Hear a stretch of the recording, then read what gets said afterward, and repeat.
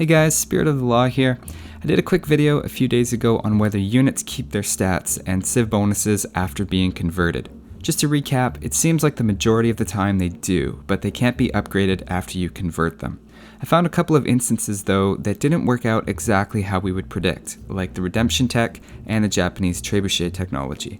Once I posted the video though, the floodgates were open, and I got lots of interesting comments from people who had other examples of strange conversion bugs like that. Most of what's in this video came from viewer-submitted ideas, and I'll give credit to the people who suggested them. Now, none of this is really meant to be super practical, and I don't think any of these can really be exploited for a competitive edge. But let's take a look at some of them, because they're kind of weird, and I think they reveal some of the inner workings of the game.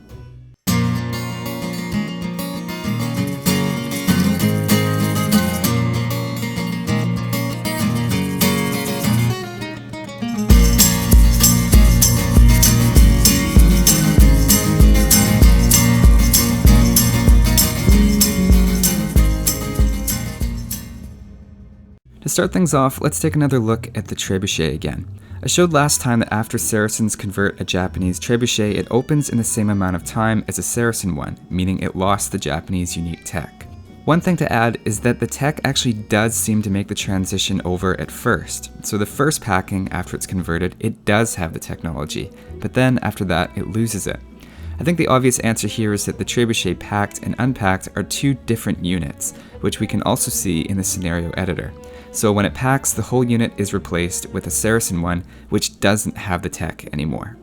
We'll see that's the major theme throughout all of these in this video, and it'll help uncover some other instances where units are secretly being replaced.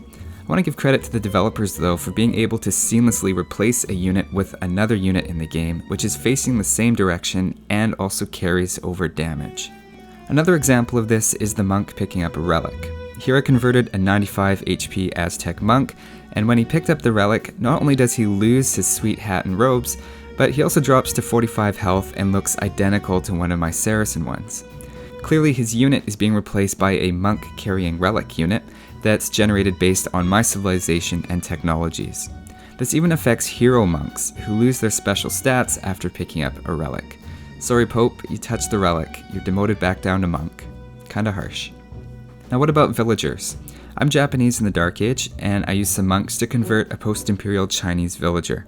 I don't have loom yet, but when I convert her, she keeps her loom. That's awesome. Except as soon as I task her to do anything, and her name changes to farmer, she immediately goes back to being an unloomed Japanese villager, presumably because her unit has been replaced with another. Oh, and the farm that she was working that had 425 food from Ecotechs and the Chinese farming bonus, that immediately jumps down when I start working it because I'm Japanese in the Dark Age. This also works in reverse, so if I'm post-imperial Chinese and I convert a Dark Age villager, she immediately gets my loom when I task her, and the farm jumps up from Dark Age food levels to my post-imperial as soon as I steal it. Now one thing that was asked is if you convert a villager and then you get technologies, can you improve the villagers? But remember, I can't upgrade converted units, so converting a Spanish villager and getting loom doesn't give it more health. It still has 80. It's also replaced by one of my villagers as soon as I task it to build or collect something. Now what if a villager's damaged? Well, say it has 10 out of 40 HP and I convert it. If I stop my monks from healing him, then task him with a job, his health scales proportionally to 6 out of 25, since I don't have loom yet in this scenario. The one exception to all this villager stuff is if I can keep the villager from changing names, then they keep their stats. When villagers attack something, it changes their name to villager, so in this case, since that's already her name, she can attack things without losing her stats. As another example, if her name is shepherd, then when I convert her, I can send her to sheep and keep her stats if I want to. You've probably seen them all before, but these are the list of names that a villager can have, just so you know. As you can see, most jobs involve a change of name, and will therefore reset any villager that you've converted. Another question that came up was line of sight. What happens if you convert a Mongol scout, or another one with a longer line of sight than yours? Do you actually keep that line of sight bonus?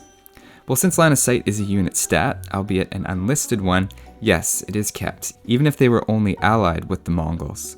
Likewise, a converted scout won't suddenly gain your extra line of sight if you are the Mongols.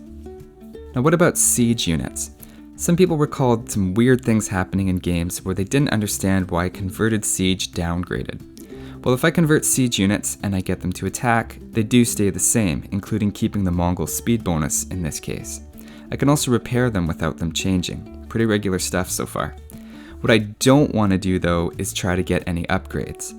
If I get Chemistry, Siege Engineers, the Onager, or Scorpion upgrades, I lose the Siege Ram and Siege Onager, and it's replaced by what I currently have available.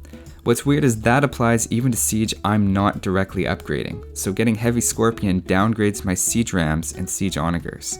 On the other hand, getting Capped Ram didn't seem to do this for some reason, so I'm not entirely sure what's happening there.